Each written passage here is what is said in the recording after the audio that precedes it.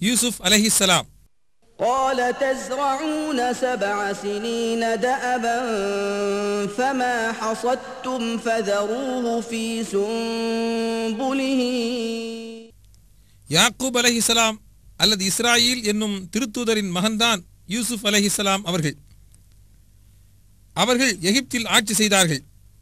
அக்காலத்தில் 1000 நாட்கள் வேலை செய்து நைல் நதிக்கு ஒரு கிளை நதியை ஏற்படுத்தினார்கள். அதற்கு நஹரே யூசுப், யூசுஃபின் நதி என்று பெயர்.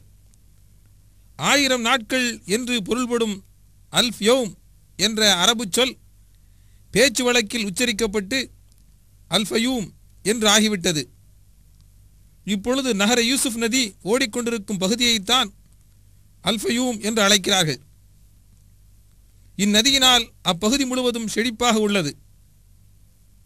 இது எகிப்தின் தலைநகரம் கெய்ரோவிலிருந்து 80 கிலோமீட்டர் தொலைவில் தென்மேற்கு திசையில் உள்ளது.